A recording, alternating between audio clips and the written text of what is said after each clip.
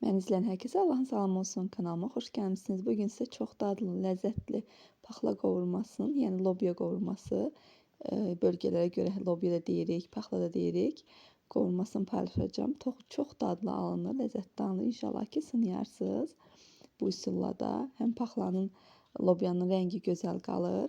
Beləliklə qəşəngcə doğrayıram lobyaları, yuyuram. Sonra isə pörtdətəcəm. Çiğdən bişirmək istəyirsinizsə onu da deyəcəm necə edərsiniz. Mən bugün pörtdədib edəcəm. Sadəcə bircə buğum pörtdədirəm. Baxın belə. Bircə buğum pörtdükdən sonra qəşəngcə süzürəm. Tam suyu gedənəcən qoyuram bir kənara. Sonra isə 2 baş soğan, 2 ədəd pomidor əlavə edəcəm. Orta boy pomidor əlavə edəcəm. Qəşəng soğanları doğrayıram. Çox xırda olmayacaq şəkildə. Yağ əlavə edirəm. Qoyuram ki, qovrulsun. Çox da qovrulmağını gözləmirəm. Sonra isə üzərinə pomidorunu əlavə edəcəm. Mən pomidorun qabıqlarını soyuram. Ya da daha yumuşaq olur. Burada qoyacağım qovrulsun. Ədviyyatlarını əlavə edəcəm. Duzunu, süd əlavə edəcəm. Sonra isə pomidoru əlavə edirəm. Biraz elə qovrulduqdan sonra isə lobyasını əlavə edəcəm. Qətiyyən üzərinə su əlavə etmirəm.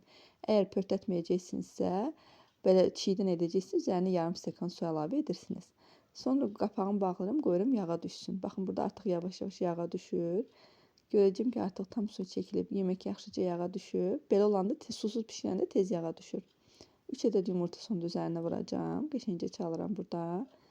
Zövqə görə üzərinə göyərti də əlavə edə bilərsiniz. Kişniş şüy çox gözəl yaraşır. Burada mən yarım dəstə hazırlamışam hərəsindən biraz. Burada baxın, artıq yağa düşür, tamamilə canında su qalmayıb. Üzərinə yumurtasını vuracağım. Yumurtası pişdikdən sonra da göyünü vuracağım və yeməyimiz artıq hazırdır. Çox bol vitaminlidir, dadlıdır, yüngül yeməkdir.